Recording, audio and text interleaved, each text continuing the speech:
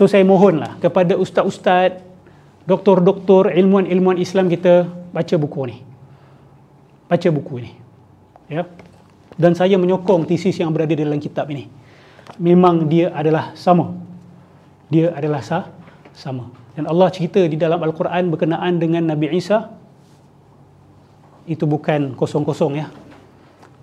Tengok dalam suratul Kahf tu. Ramai golongan yang ahli-ahli konspirasi akhir zaman ni suka sangat kan baca 10 ayat terakhir, ayat pertama dan terakhir suratul Kahf. Nabi kata, betul, ada dalam hadis. Saya juga menyokongnya. Tapi baca betul-betul, fahamkan apa di dalamnya. Sebab 10 ayat pertama itu kalau difikirkan dia berkaitan dengan Dajjal, tetapi secara tidak langsung.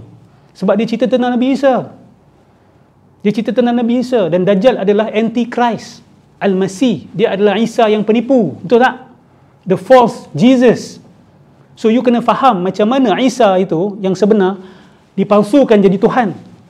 Dan nanti Dajjal akan datang membawa dakwaan-dakwaan yang sama seperti yang dibawa di dalam kaunsil ini.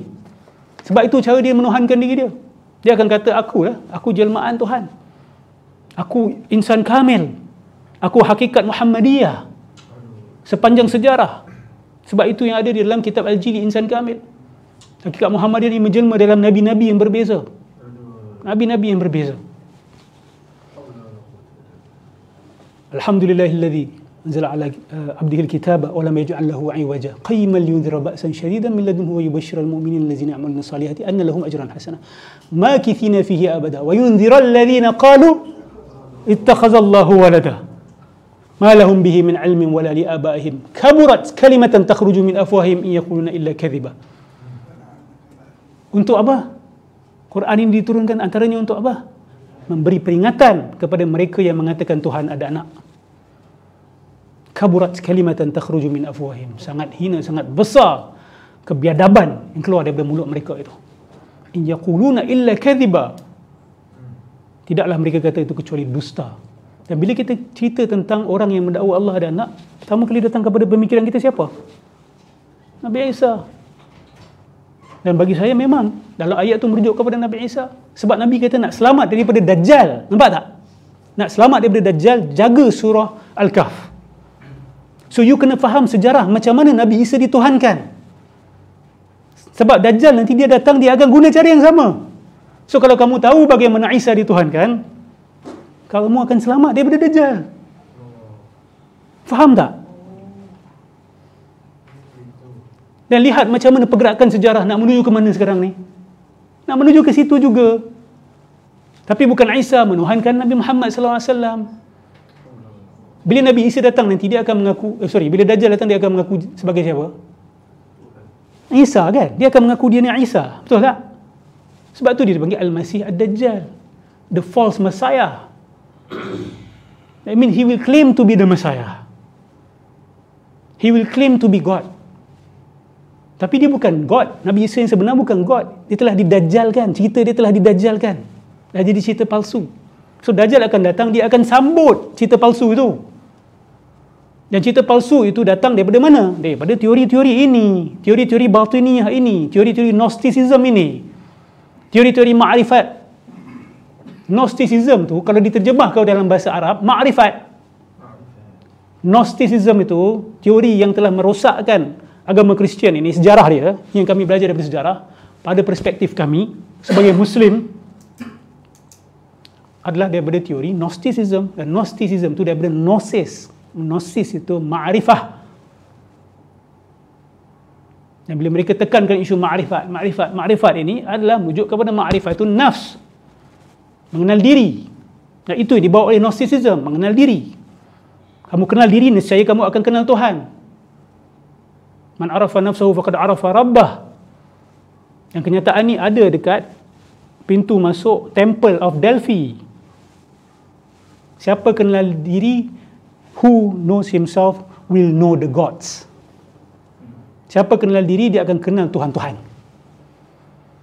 Tiba-tiba masuk ke dalam tradisi kita, man arafa nafsahu faqad arafa rabbah.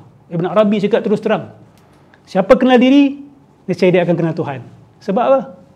Sebab kita adalah hakikat Tuhan. Sebab tu ada faqad secara langsung. You kenal diri, you kenal Tuhan automatically. Sebab apa? You ni penjelmaan Tuhan. You get it? You faham tak? Saya tak tahu macam mana lagi kita nak jelaskan kepada masyarakat. Ke kita membesar-besarkan isu yang kecil? Ini datang dari imajinasi kami yang terlalu wild imagination. No, this is not wild imagination. It is backed up by facts, backed up by history, backed up by proper understanding of the Quran and Sunnah. So siapa yang faham 10 ayat pertama?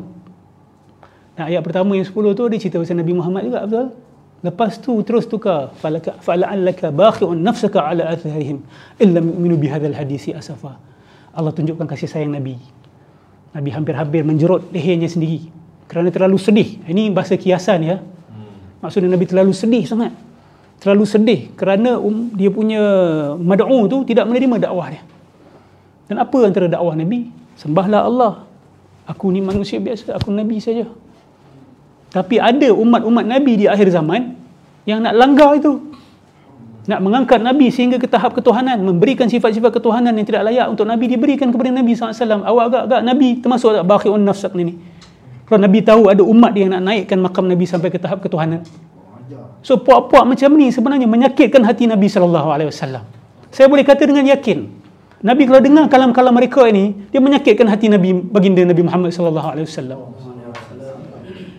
Ini akan merobek-robek hati Nabi SAW. Nabi dah kata, la tutruni kama atratin nasara ibn Maryam.